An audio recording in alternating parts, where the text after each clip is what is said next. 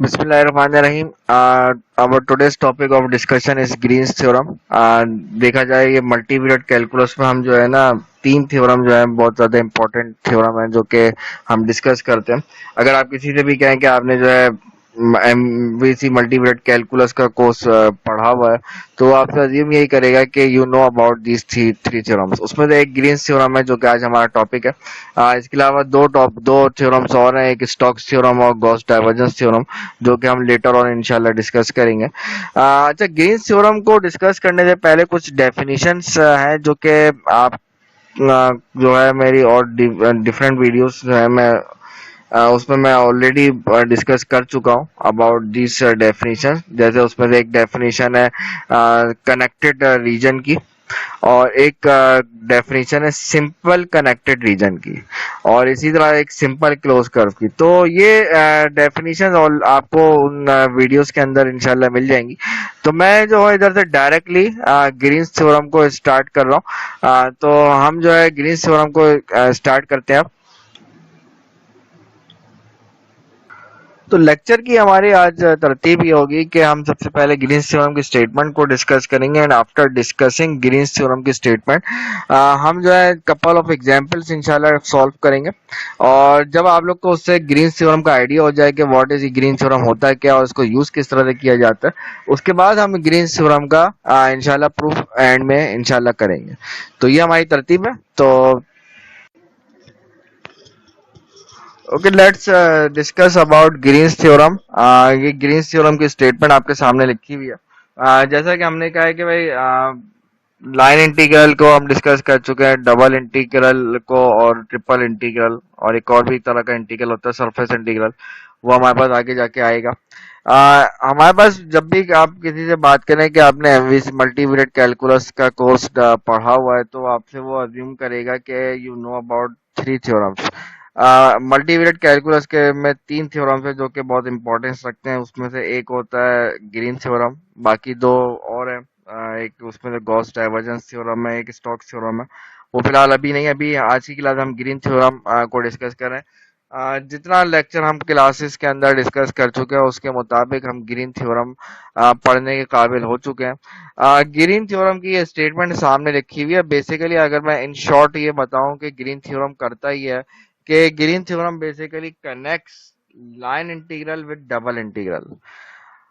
Line integral और double integral को connect करता है। और समटाइम ऐसा होता है कि कोई क्वेश्चन जो है डबल इंटीग्रल से सॉल्व करना मुश्किल होता है तो उसको हम लाइन इंटीग्रल से कर लेते हैं, या लाइन इंटीग्रल से थोड़ा सा अगर डिफिकल्ट हो रहा है तो हम उसको डबल इंटीग्रल से सॉल्व कर लेते हैं। तो जो सा भी आसान हो हम उस मेथड से अप्लाई करके ग्रीन थ्योरम के अकॉर्डिंग वो अप्लाई कर सकते हैं। अब ये ग्रीन थ्योरम की स्टेटमेंट क्या है, ये हमेशा अप्लाई नहीं होता, उसमें कुछ कंडीशंस है, वो कंडीशंस आपके थ्योरम में लिखी हुई है। ये कहते हैं कि लेट सपोज ये जो कोई रीजन आ रहा है, आपको पता है कि डबल इंटीग्रल किसी रीजन के मतलब ओवर एनी सम रीजन निकाला जाता है। और डबल इंटीग्रल के थ्योरी आपको याद होनी चाहिए, जहन के अंदर होनी चाहिए, ताकि आपको एक कोई स्टेटमेंट समझ में आए। हम ये कहते हैं कि कोई रीजन आ रहा है that is simply connected plane, कोई भी सिंपली कनेक्टेड प्लेन रीजन है जिसकी बाउंड्री जो है वो सिंपल क्लोज और पीस वाइज स्मूथ कर्व है, और उसकी जो ओरिएंटेशन है वो काउंटर क्लॉकवाइज है। काउंटर क्लॉकवाइज ओरिएंटेशन हम इसलिए रखते हैं ताकि वो पॉजिटिव सेंस होता है, क्योंकि लिमिट्स उसमें फिर पॉजिटिव सेंस उसका बनता है। अगर कभी किसी क्वेश्चन के अंदर क्लॉकवाइज ओरिएंटेशन आती भी है तो बाहर माइनस कॉमन निकाल के हम उसकी ओरिएंटेशन को काउंटर क्लॉकवाइज ही बना देते हैं। तो ये इतनी बात हो गई। अब फिर इसके अलावा हम ये कहते हैं कि लेट सपोज दो मेरे पास फंक्शन है एफ और जी के नाम से डेट आर कंटिन्यूअस, और उनके पास फर्स्ट ऑर्डर पार्शियल डेरिवेटिव्स वो भी कंटिन्यूअस है किसी भी ओपन सेट के अंदर जो कि आर को कंटेन करता है। अच्छा, ये जो कुछ इसमें टर्मिनोलॉजीज आपको लिखी हुई नजर आ रही है, जैसे उसमें सिंपली कनेक्टेड रीजन है, और एक और इसके अंदर आपको टर्मिनोलॉजी ओपन सेट की नजर आ रही है।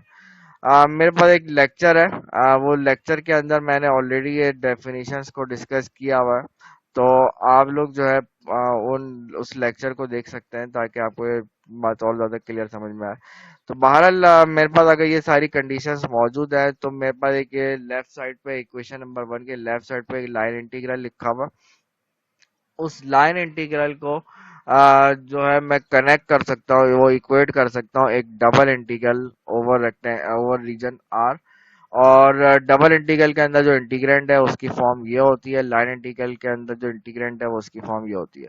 We know how to evaluate the line integral and how to evaluate the double integral. जो से काम मुझे आसान लग रहा होगा क्वेश्चन के अंदर हम उसको फॉलो करेंगे। और ग्रीन मतलब अगर आपसे क्वेश्चन में पूछा जाए वेरीफाई ग्रीन थ्योरम, अगर ये स्टेटमेंट है तो उसका मतलब ये है कि आप उस क्वेश्चन को लाइन इंटीग्रल से भी सॉल्व करो और उस क्वेश्चन को डबल इंटीग्रल से भी सॉल्व करो, मतलब ग्रीन थ्योरम की लेफ्ट साइड से भी सॉल्व करें, ग्रीन थ्योरम की राइट साइड भी सॉल्व करें, और दोनों के आंसर अगर सेम आ जाए then you will say that it is verifying green's theorem. और अगर आपसे कहा जाए कि यूज ग्रीन थ्योरम की स्टेटमेंट आए तो फिर आप इसका मतलब ये होता है कि आपको जो सा काम ज्यादा आसान लग रहा हो, डबल इंटीग्रल और लाइन इंटीग्रल एवोल्यूट करने में जो काम आपको ज्यादा इजी लगे आप उसको फॉलो कर लीजिए। तो ये मतलब होता है इसका। तो अब मैं आपको इसकी कुछ एग्जांपल है, हम उसकी एग्जांपल देखते हैं। Okay, this is an example of greens theorem. और इस एग्जांपल में आपसे क्वेश्चन में अगर आप स्टेटमेंट पढ़े तो इसमें ये कह रहा है कि use green theorem to evaluate this integral.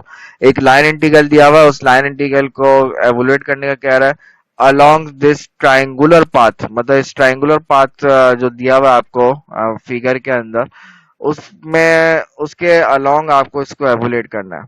अगर मैं ग्रीन थ्योरम नहीं पढ़ा होता मैंने, तो अगर मैं इसको एवोल्यूट करने बैठता तो मुझे करना ये पड़ता कि पहले ये जो मेरे पास हॉरिजॉन्टल लाइन है पहले इसके अलोंग में लाइन इंटीग्रल एवोल्यूट करता, फिर मैं जो है ये वाली लाइन के अलोंग इंटीग्रल के एवोल्यूट करता 1 से 1 कॉमा 2 तक, फिर मैं इधर से लेके 0 तक लाइन इंटीग्रल को एवोल्यूट करता, देन इन तमाम के आंसर्स को मैं ऐड करता, फिर कहीं जाके मेरे पास क्वेश्चन सॉल्व होता। इधर हमारे पास ग्रीन थ्योरम की फैसिलिटी है, इधर मुझे यानी कि एक बात ये नजर आ रही है कि लाइन इंटीग्रल से नो डाउट क्वेश्चन सॉल्व हो जाएगा, लेकिन थोड़ा सा उसका लेंथ वाइज उसमें बड़ी हो रही है क्वेश्चन। क्वेश्चन ये इसलिए बड़ा हो रहा है क्योंकि आपको 3 कर्व के अलोंग पहले निकालना पड़ा है, फिर उनको ऐड करना पड़ा है। बजाय इसके ये काम करें, इन्होंने कहा आप ग्रीन थ्योरम इस पर अप्लाई करके देखें, आपको काम वर्किंग शॉर्ट हो जाएगी।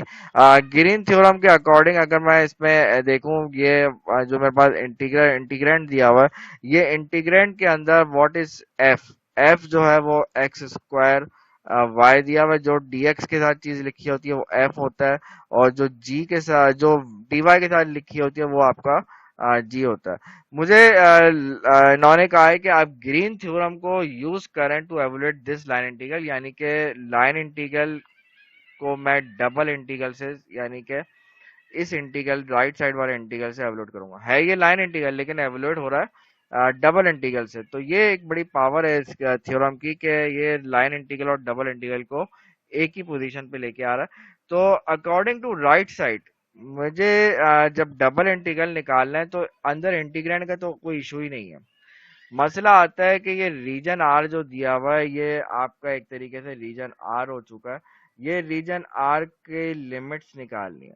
अब how to evaluate the limits, ये चीज हम एक लेक्चर था हमारा double integral over non rectangular region या ओवर जनरलाइज रीजन, उस केस में लिमिट्स कैसे निकाली जाती है ये चीज हमने डिस्कस की हुई है।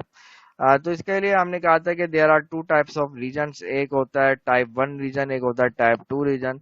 टाइप वन रीजन में ये होता था कि आप अपने कर्व को दो हॉरिजॉन्टल लाइंस और दो वर्टिकल कर्व्स के अलोंग जो है उसको एनक्लोज करते थे। और टाइप टू रीजन में ये होता था कि आप जो है अपने कर्व को जो है अपने कर्व को जो है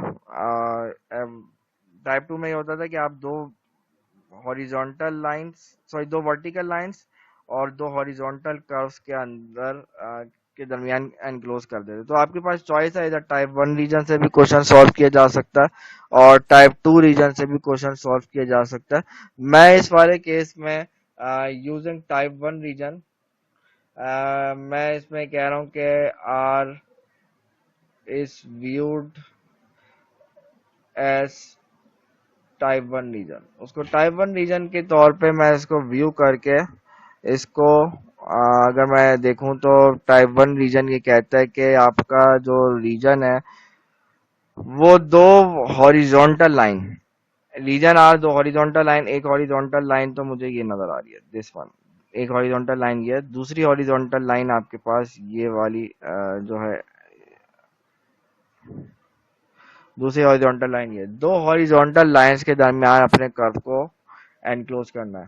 तो दो हॉरिजॉन्टल लाइन अगर मैं देखूं, ये वाली जो हॉरिजॉन्टल लाइन है इसकी इक्वेशन क्या हो जाएगी, मैं अगर इसे यहाँ से बोलूं तो इसकी इक्वेशन जो है y की लिमिट्स कांस्टेंट आ जाएंगी, यानी कि एक्स एक्सिस है, एक्स एक्सिस पे y की लिमिट्स क्या होती हैं, जीरो होती है, और यहाँ पे y इज ऑल्सो कांस्टेंट, यहाँ पे y की वैल्यू इज टू हो जाएगी, ठीक है ना।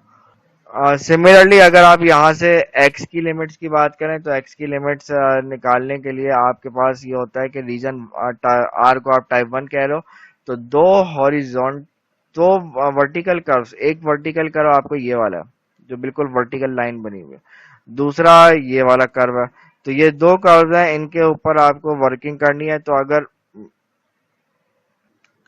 तो हम ये कह रहे थे कि भाई दो वर्टिकल कर्व्स के दरमियान आप अपने कर्व को एनक्लोज करते हैं। अगर ये वाले कर्व की बात की जाए तो this is a straight line passing through origin, ये ओरिजिन से पास हो रही है, तो इसकी इक्वेशन जो अगर आप निकालें इस वाले लाइन की, जिसके ऊपर मैं प्लस का साइन कर रहा हूँ, ये जो आपके पास लाइन बन रही है इसकी इक्वेशन आप निकालेंगे तो y is equal to m x plus c, इसका स्लोप अगर आप निकालें तो इसका स्लोप विल बी टू, इसका स्लोप टू आएगा, ठीक है ना। और वाई स्लोप टू कैसे आएगा भाई, स्लोप निकालने का फॉर्मूला बहुत बेसिक सा, जब दो पॉइंट गिवन हो तो y two minus y one upon x two minus x one, तो स्लोप इसका टू आ जाएगा। और इसी तरह से इसका वाई इंटरसेप्ट जो है वो जीरो है because it is passing through origin. तो ये दिस कर्व की जो इक्वेशन है, दिस कर्व यानी कि ये वाला कर्व है, इसकी इक्वेशन हो जाएगी y is equal to two x. और ये आपका एक और कर्व है जो कि वर्टिकल कर्व है, इस वर्टिकल कर्व की इक्वेशन जो है आपको पता है कि वर्टिकल लाइन की इक्वेशन होती है x is equal to constant, तो x is equal to one इसकी इक्वेशन हो जाएगी। अब देखा जाए, मुझे y is equal to two x, मुझे लिमिट्स चाहिए किसकी, मुझे लिमिट्स चाहिए इसमें x की, तो मैं इधर इधर से अगर x की वैल्यू निकालूं तो ये हो जाएगी y अपॉन टू, तो मेरे पास इधर x की लिमिट आ जाएगी y upon two less than equals to x less than equals to one. तो ये मेरे पास इक्वेशन लिमिट्स आ गई। अब आपके पास कोई खास काम बचा नहीं है, जस्ट आपको इसमें इक्वेशन वन की जो राइट साइड है उसमें put the values get the answer, वो वाला काम है। तो हमारे पास राइट साइड जो है ग्रीन थ्योरम की वो लिखी है।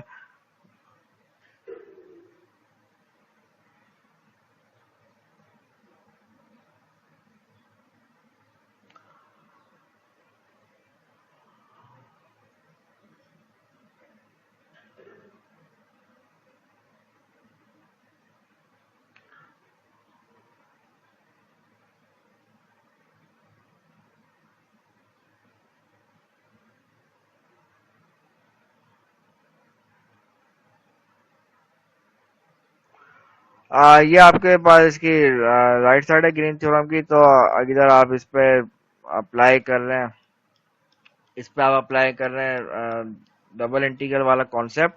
तो डबल इंटीग्रल वाला कॉन्सेप्ट ये कहता है कि इधर आपने y की जो लिमिट्स निकाली हैं वो लिमिट्स आपने निकाली हैं फ्रॉम जीरो से लेके टू तक निकाली थी y की लिमिट्स, और x की लिमिट्स आपने निकाली हैं फ्रॉम, अच्छा मैंने ये टाइप टू लगाया है, this is not type one, type two लगाया है, टाइप टू में ऐसा होता है, तो आप इसको टाइप वन से भी कर सकते हैं, कोई इतना इशू नहीं है, वही काम आएगा, वही आंसर आएगा, बस लिमिट्स में फर्क आएगा, बाकी आंसर फाइनल आंसर में कोई फर्क नहीं आएगा। मैंने टाइप टू लगाया है, सॉरी ये टाइप वन बोल दिया था गलती से, टाइप टू है। तो x की लिमिट्स आपने निकाली है फ्रॉम y अपॉन टू से लेके y तक, और partial g upon partial x, what is g, g is x, तो g का partial derivative with respect to x यानी कि वन आ जाएगा, माइनस एफ का partial derivative with respect to y, f is this, तो एफ का partial derivative with respect to y is x square, so this is x square, और मैं पहले with respect to x integrate करूंगा और then with respect to Y integrate करेंगे, तो limits आ गई फ्रॉम 0 से लेके 2 तक, और इसमें सबसे पहले आप जब x के रिस्पेक्ट से इंटीग्रेट करेंगे तो ये हो जाएगा x minus x cube upon 3, limits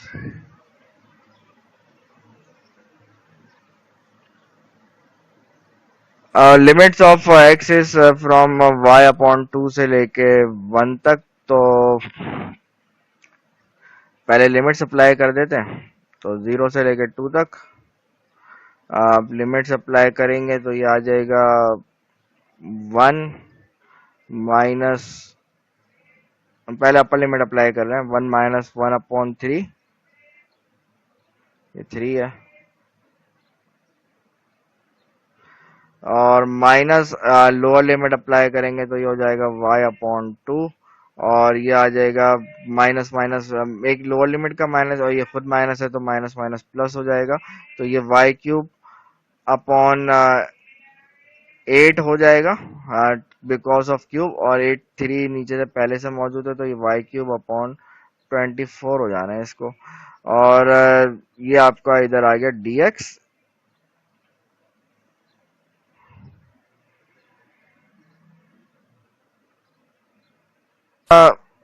after integration हमारे पास ये आ जाएगा लिमिट्स अप्लाई की, लिमिट्स अप्लाई करने के बाद ये आ गया, और अब आपको इसको इंटीग्रेट करना है just with respect to y, और with respect to y integral आप जब निकालेंगे इसका,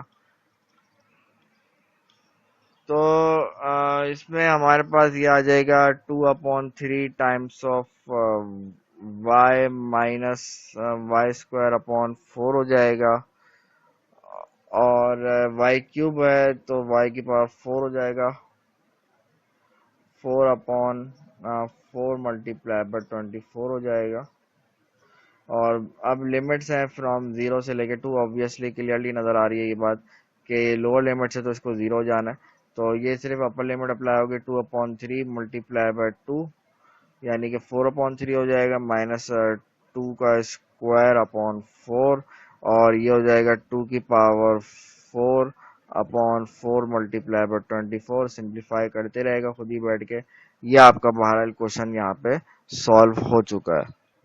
one more example of greens theorem, आपसे इस क्वेश्चन के अंदर कहा हुआ है कि यूज ग्रीन थ्योरम, अगर आप क्वेश्चन की स्टेटमेंट देखें तो क्वेश्चन की स्टेटमेंट क्या आती है कि use green's theorem to evaluate this integral, तो अगर ये स्टेटमेंट को मैं चेंज कर दूं, लिखूं verify green's theorem in this question, तो उसका मतलब है कि मेरे पास ये जो लाइन इंटीग्रल दिया हुआ है ये भी मुझे अप्लाई करना पड़ेगा, और जो राइट साइड पे डबल इंटीग्रल है वो भी निकालना पड़ेगा, और फिर दोनों के आंसर्स को मैच करना होगा कि वेदर दोनों के आंसर्स आर सेम और नॉट, अगर दोनों के आंसर सेम आ गए तो वेरीफाई हो जाएगा, नहीं आ रहे तो फिर बोलेंगे वेरीफाई नहीं हो रहा। तो बहरहाल इसमें यूज करना है तो मैं इसमें एक काम ये करता हूँ कि बाय यूजिंग डबल इंटीग्रल इसको मैं सॉल्व करूंगा, बिकॉज इसमें ग्रीन थ्योरम यूज करने का कह रहा है, तो इसमें कर्व अगर आप समझें तो कर्व दिया हुआ where c is the unit circle oriented counter clockwise, तो oriented counter clockwise unit circle counter clockwise की बात कर रहा है, तो ये आपका यूनिट सर्कल है जिसकी काउंटर क्लॉकवाइज के बारे में कह रहा है, तो अगर मैं इसमें कहूँ कि इसकी इक्वेशन क्या होगी, x square plus y square is equal to 1 होती है यूनिट सर्कल की इक्वेशन। अब मैं ये कह रहा हूँ कि ये जो यूनिट सर्कल है this is viewed as type 1 region और माइट बी टाइप 2 रीजन, जैसे दिल चाहे आप इसको कर सकते हैं। मुझे ये बात पता है कि जब ये कर्व जो है इसका सर्कल इसका रेडियस जो है 1 है, तो this point will be 1,0, this will be -1,0, this is 0,1, this is -1 0,-1। तो अगर मैं आपसे कहूं कि इसको आर जो दिया हुआ है ये viewed R is viewed as type 1 region, इसको टाइप 1 रीजन ही कंसीडर करके हम इसको अगर व्यू करें, तो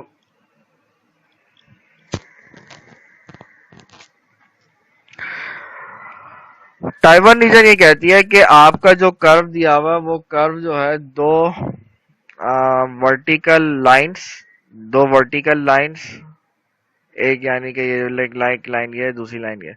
दो वर्टिकल लाइंस और दो हॉरिजॉन्टल कर्व्स के दरमियान आप अपने रीजन को एनक्लोज करते हैं।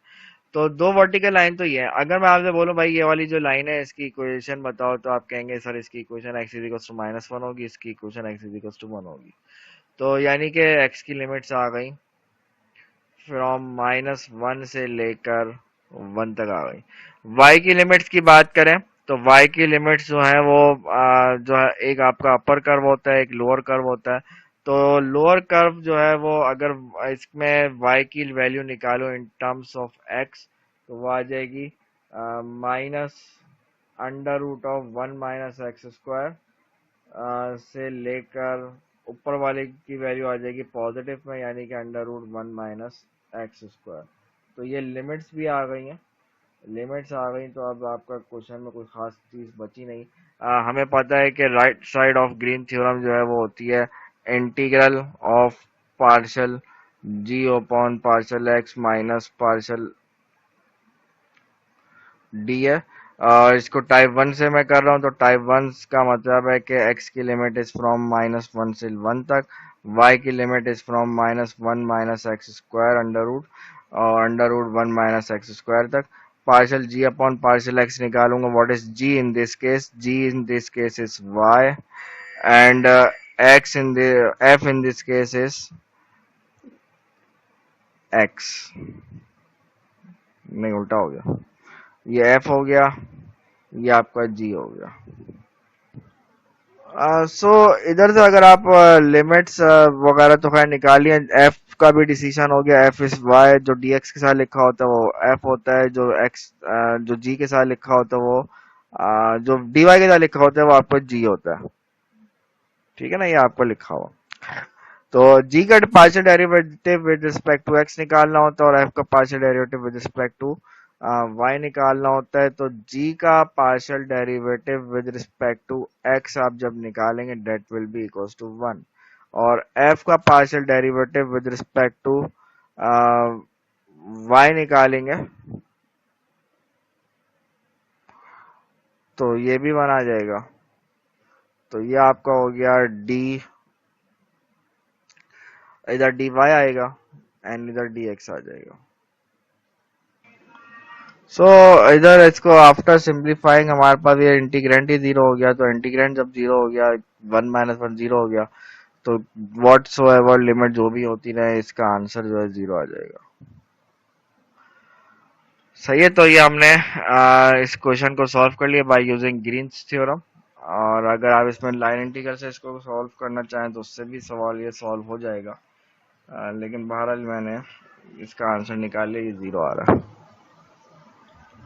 0 आना भी चाहिए था, सही आ रहा है 0, because C is a simple close curve और इसके अंदर फंक्शन जो है हमारे पास कंटिन्यूअस है। तो उस केस में हमारे पास इंटीग्रल जो है 0 आता है, सही आ रहा है। Okay, now let's discuss the proof of the Green's theorem. ये Green's theorem की स्टेटमेंट है जो हमने डिस्कस की है। ग्रीन्स थ्योरम के प्रूफ के लिए हम जो है एक रीजन आर जो है यहाँ पे डिफाइन करते हैं। ये एक रीजन आर है जो कि हमने डिफाइन किया है। और देखा जाए हमें ग्रीन्स थ्योरम प्रूफ करने को के लिए हमें दो चीजें प्रूफ करनी पड़ेंगी। एक हमारे पास ये है कि एफ डी एक्स जो है ये इक्वल होगा negative times of double integral over region R partial f over partial y into df, और similarly curve integral of g with respect to y will be equals to double integral over region r।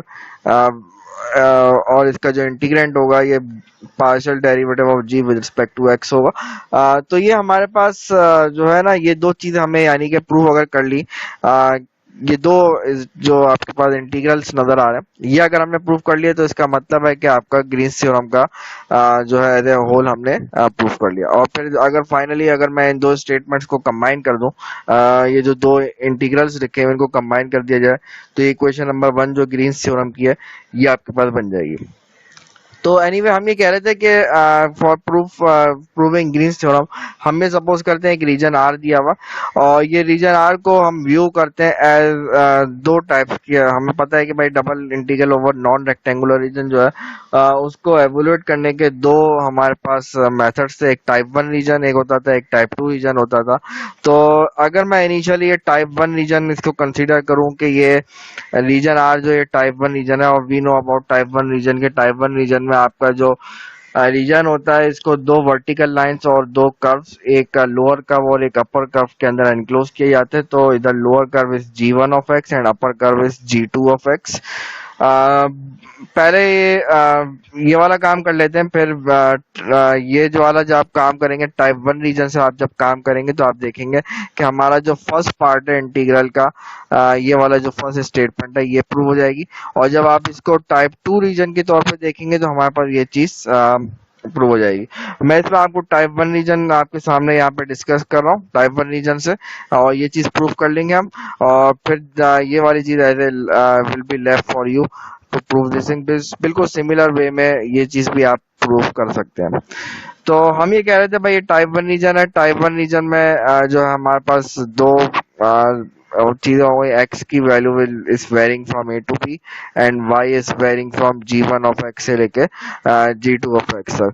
अब हमें एक बात पता है कि भाई आपको अगर कोई कर्व इंटीग्रल निकालना चाह रहे हैं, आगे वैसे तो ये तो चले डबल इंटीग्रल से हो जाएगा सॉल्व, लेकिन अगर मैं इसमें कर्व इंटीग्रल निकालना चाह रहा हूँ तो मेरे पास यहाँ पे दो कर्व है। एक कर्व जो है आपका लोअर कर्व है जो कि g1 ऑफ एक्स, अगर मैं इस इंटीग्रल को निकालूं from a to b, a to a से लेके बी पे जा रहा हूँ, और इसमें जो मेरे पास कर्व है वो ये लोअर कर्व, इस कर्व का नाम मैंने इस कर्व का नाम g1 ऑफ एक्स इस कर्व का नाम रख दिया।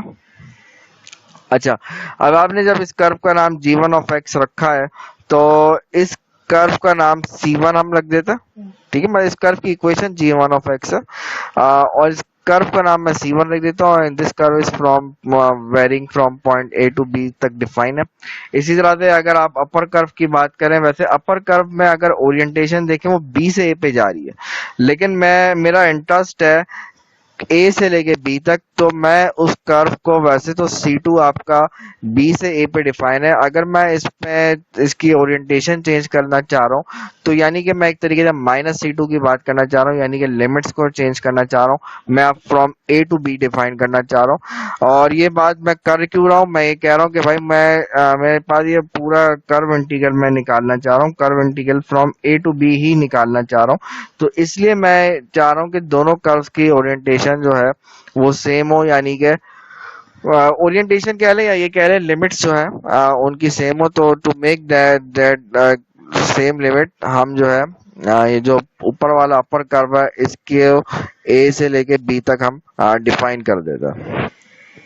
अच्छा, तो हमने जब ये डिफाइन कर दिया तो हमारे पास ये इक्वेशन नंबर 4 जनरेट हो जाएगी। इक्वेशन नंबर 4 में आपके पास ये एक इंटीग्रल c1 के नाम से इंटीग्रल माइनस, यहाँ पे माइनस इसलिए हो गया क्योंकि हमने यहाँ पे ओरिएंटेशन चेंज की आपके सामने, ये हो गया। अब जो है आपको पता है लाइन इंटीग्रल निकालने का मेथड जो है हम ऑलरेडी डिस्कस कर चुके हैं क्लास में। लाइन इंटीग्रल निकालने के लिए सबसे पहला ये काम किया जाता है कि जो कर्व दिया हुआ है उसकी पैरामेट्रिक इक्वेशन फॉर्म की जाती है। तो हम कहते हैं भाई c1 जो है उसकी पैरामेट्रिक इक्वेशन ऐसी बनेगी कि इसमें x को हमने t सपोज कर लिया और y equals to g1 of t, और c2 में जो है -c2 का नाम इसलिए रखा हुआ है फ्रॉम ए टू बी की वजह से, तो उसमें xt हो जाएगा और y जो है वो g2 के बराबर हो जाएगा। और दोनों में लिमिट्स जो है वो a से लेके b है। मैं अगेन बार बार एक ही बात बोल रहा हूँ कि a से b बनाने के लिए इसमें c2 की जो डायरेक्शन है उसको हमने चेंज किया।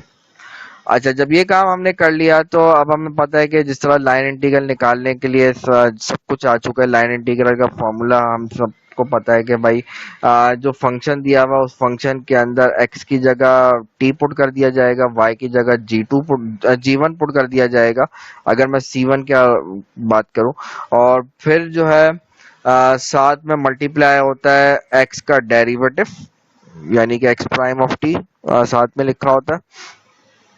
वैसे तो एक्स प्राइम ऑफ टी भी लिखा होता है, वाई प्राइम ऑफ टी, दोनों चीजें आती हैं, या दूसरे लफ्जों में उसका नॉर्म यूज किया जा रहा होता है। आर आर एक पोजीशन वेक्टर आर है, उसका डेरिवेटिव का नॉर्म आप यूज कर रहे होते हैं। लेकिन आपको पता है कि यहाँ पे सिर्फ एक्स प्राइम ऑफ टी आएगा, बिकॉज ये जो इंटीग्रल है, फर्स्ट वाला integral, this is only with respect to x. तो dx का मतलब हो जाएगा एक्स प्राइम ऑफ टी, यानी कि dx upon D T multiply by D T हो जाएगा। तो ये आ गया एक्स प्राइम ऑफ टी का मतलब है, यानी कि अगर आप इसका डेरिवेटिव निकालें, ये किसके इक्वल हो जाएगा, dx is equal to dt हो जाएगा। आसान लफ्जों में बात यही है कि dx dt के बराबर हो जाएगा, because x is equal to t है। तो dx dt का इक्वल आ गया, x की जगह पे t पुट कर दिया और y की जगह पे g1 पुट कर दिया। इसी तरह से सेकंड वाले इंटीग्रल के अंदर भी यही हमने काम किया, क्योंकि सेकंड इंटीग्रल भी विद रिस्पेक्ट टू x है। अच्छा, ये करने के बाद जो है हमें अगर इन दोनों इंटीग्रल्स को एक ही उसमें रख दें और minus with take minus common ले लें, तो माइनस कॉमन लेने के बाद हमारे पास ये सिचुएशन आ जाएगी। और अगर देखा जाए इसमें मैं ये जो ब्रैकेट लिखा हुआ है, इस ब्रैकेट में एक तरीके से y के ऊपर लिमिट अप्लाई होती हुई नजर आ रही है। Upper limit minus lower limit होता है ना, इंटीग्रल जब कोई इंटीग्रल निकाल लेते हैं, इंटीग्रल निकालने के बाद upper limit minus lower limit की जाती है। तो हमने ये, अगर मैं इस पे अगर बैक सब्स्टिट्यूशन करूं, मतलब रिवर्स डायरेक्शन में जाऊं, तो मेरे पास ये वाला स्टेप आ जाएगा, जहां जहां y आ रहा है उसकी जगह पे g2 minus g1, upper limit minus lower limit करूंगा तो ये चीज आ जाएगी। और अगेन बैक डायरेक्शन में अगर देखें तो ये भी किसी इंटीग्रल से आ रहा होगा। और आप देख सकते हो ये फंक्शन जो है, ये दो वेरिएबल्स का फंक्शन है, एक t का और एक y का। तो इधर जो इंटीग्रेशन हो रही होगी वो भी एक पार्शियल इंटीग्रेशन एक तरीके की हो रही होगी, यानी कि आप इसमें कर रहे हो with respect to y integral निकाल लो, बिकॉज यहाँ पे लिमिट्स y की हैं। तो ऑब्वियस सी बात है कि y के रिस्पेक्ट से इंटीग्रल निकाला जाएगा। और इसमें पार्शियल डेरिवेटिव क्यों यूज किया जा रहा है, बिकॉज आपको पता है कि भाई आप का इंटीग्रल f आया है, तो इंटीग्रल f कब आएगा, इंटीग्रल f उसी वक्त आता है जब आपके पास इंटीग्रल f उस वक्त आता है जब आपके पास यहाँ पे उसका डेरिवेटिव लिखा हो, f का डेरिवेटिव। और f का derivative with respect to y ही क्यों लिखा हुआ है, क्योंकि आप y के रिस्पेक्ट से इंटीग्रल निकाल लो, तो इसलिए इसका वो लिखा हुआ y के रिस्पेक्ट से क्यों निकाल रहे, ये बात भी हम कर चुके हैं, because limits are of y। तो ये पूरी सिचुएशन जो है, मतलब आपने जो है थोड़ी रिवर्स इंजीनियरिंग अप्लाई करके यहाँ पे वैसे तो आप लोग नॉर्मल ये करते हो कि भाई इंटीग्रेट करते हो देन लिमिट अप्लाई करते हो। इधर हमारे पास ऑलरेडी इंटीग्रल निकला हुआ था, हमने उस इंटीग्रल जो निकला हुआ था उसको फिर वापस इंटीग्रेशन की फॉर्म में लिखा हुआ, एक तरीके से रिवर्स इंजीनियरिंग आपने यहाँ पे लगाई है। अच्छा, यहाँ पे आपके पास जब ये सिचुएशन आ गई, अब आप जो है यहाँ पे एक चीज ऑलरेडी हम ऊपर पैरामेट्रिक इक्वेशन में डिफाइन कर चुके हैं कि x जो है वो t के बराबर है। तो जहां जहां पे t लिखा हुआ है उसकी जगह पे अगर मैं x लिख दूंगा तो मेरे पास ये फॉर्म बन जाएगी। और ये जो फॉर्म बन जाएगी तो एक तरीके से मेरे पास ये वाला जो है इंटीग्रल, आपको पता है कि टाइप 1 रीजन में यही हो रहा होता है कि इसमें जो y की लिमिट्स होती हैं वो वेरिएबल लिमिट्स होती हैं, x की लिमिट कांस्टेंट्स होती हैं। तो हमने रीजन r लिख दिया और यही हमने प्रूफ करना था। ऊपर हमने देखा था भाई दो तरह के इंटीग्रल है, ये दो तरह के इंटीग्रल्स अगर आप प्रूफ कर दें, ये वाला ये दो तरह के इंटीग्रल अगर आप प्रूफ कर दें बारी बारी, तो इसका मतलब है कि आपने ग्रीन थ्योरम प्रूफ कर दिया। हमने इधर दो पार्ट्स में काम प्रूफ को डिवाइड किया। पहले आप ये वाली चीज प्रूफ कर दी हमने, और बिल्कुल सेम इसी तरह से सेकंड वाला जो है इसको भी आप प्रूफ कर सकते हैं by viewing R as a type 2 region. अभी हमने आर को एज अ टाइप 1 रीजन के तौर पे देख के हमने प्रूफ किया और हमारे पास ये चीज प्रूव हो गई। अब आर को टाइप 2 रीजन के तौर पे व्यू करेंगे तो ये चीज भी प्रूव हो जाएगी, सेकंड वाला इंटीग्रल प्रूव हो जाएगा। तो बिल्कुल सेम इसी तरह से इसी तरह से आप फॉलो करते हुए आप इस चीज को प्रूफ कर सकते हैं। ये चीज मैं आप लोग के लिए छोड़ रहा हूँ, इसको सिमिलरली बहुत आसान तरीके से हो जाएगा, इसको ट्राई कीजिएगा, नहीं हो तो बताइएगा जरूर, लेकिन होपफुली आप लोग कर लेंगे। और वैसे देखा जाए ग्रीन थ्योरम में बेसिकली ये दो इंटीग्रल्स को कंबाइन कर दिया जाए, अगर इन दो इक्वेशंस को ऐड कर दूं अगर मैं, तो मेरे पास एक ग्रीन थ्योरम की स्टेटमेंट बन जाएगी। तो हमने भाई कहा भाई कि पूरा एक एज अ होल प्रूफ करने के बजाय अलग अलग पार्ट्स में इसको प्रूफ कर रहे हैं, ताकि हमारे पास वर्किंग थोड़ी हमें आसान हो जाए। So that is the proof of greens theorem. मैंने पहले ग्रीन्स थ्योरम की एग्जांपल इसलिए कराई थी ताकि आपको ग्रीन्स थ्योरम का थोड़ा आइडिया हो जाए। उसके बाद आप जब इसका प्रूफ करेंगे तो इजीली आपको समझ में आएगा। अगेन एक बात मैं बोलूंगा कि ग्रीन थ्योरम के प्रूफ को समझने के लिए ऑब्वियस सी बात है, आपको डबल इंटीग्रल का और लाइन इंटीग्रल दोनों का कॉन्सेप्ट होना चाहिए। ऑब्वियस सी बात है कि ग्रीन थ्योरम में दोनों चीजों का जिक्र है। तो इन दोनों का कॉन्सेप्ट आपका क्लियर होगा तो ग्रीन थ्योरम भी समझ में आएगा, उसका प्रूफ भी समझ में आएगा और उसकी एग्जाम्पल भी समझ में आएगी। तो फिलहाल आज के लिए इतना ही है। Thank you.